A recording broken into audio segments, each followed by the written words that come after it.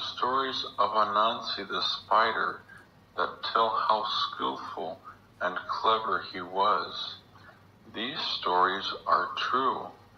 There are also stories about how lazy and deceitful Anansi the spider could be at times. Unfortunately, these stories are also true. Egya Anansi was a very skillful farmer. He worked alongside his wife and son for an entire year to clear land to farm. They had worked together before to farm small patches of land, but this was the biggest patch of land they had ever cleared. They planted the field with yams, maize, and beans. The crop was huge, the biggest they had ever grown. Anansi was pleased when he saw all the corn and beans and knew that the yams would be just as nice when they were dug up. Suddenly, Anansi's pleasure turned to greed. He did not want to share such wealth with anyone, including his own wife and son.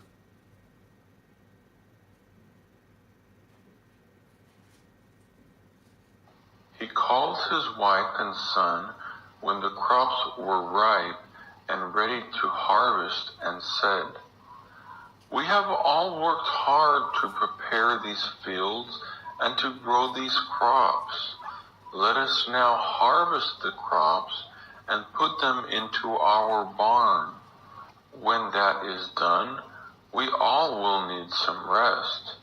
You and our son should go home to our village to relax for a few weeks.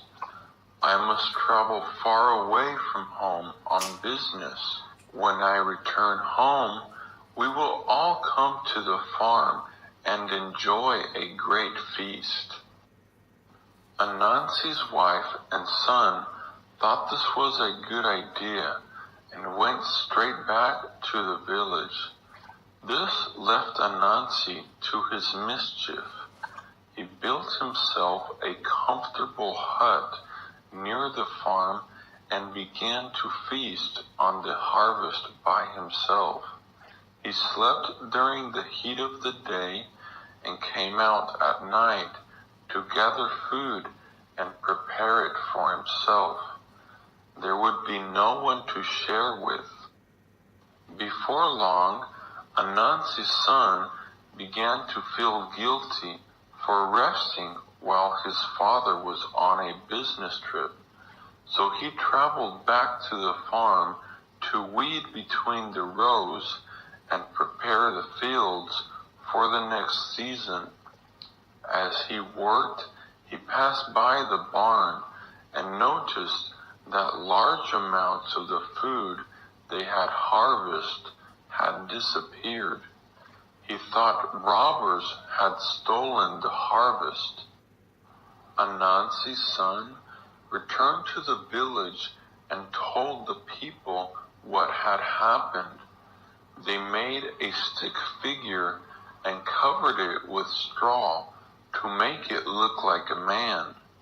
Then they covered the straw with sticky tar and helped carry the figure out to the field to wait for evening. Some of the men remained with Anansi's son to watch and help him catch the thieves. Egya Anansi was not aware of what had happened and came out of his hiding place to get more food from the barn. On his way to the barn, he saw the figure of a man standing in his field. Anansi raced over to the figure and said, "This field belongs to my family. Get out of here." When the figure did not move and did not speak, Anansi hit the figure with his right hand.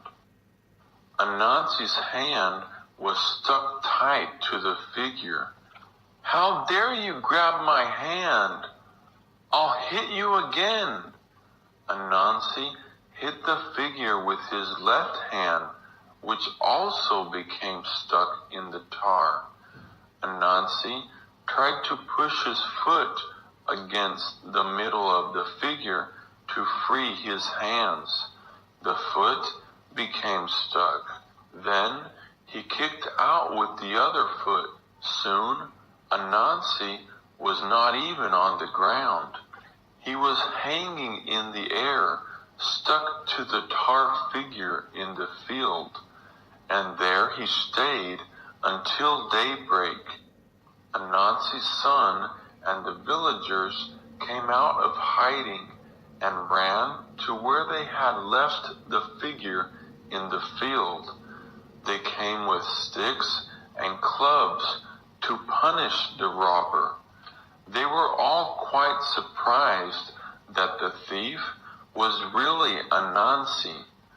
The villagers all laughed except for Anansi's son, who was quite ashamed of his greedy father. Anansi was so embarrassed that he had been so selfish and greedy that he turned into a spider and ran away to hide. He went from one spot to another. Whenever anyone saw Anansi, they laughed at him. This happened time after time until Anansi finally went to hide in the dark, dusty corners of the ceiling where he was not likely to be seen. That's where he can usually be found to this day.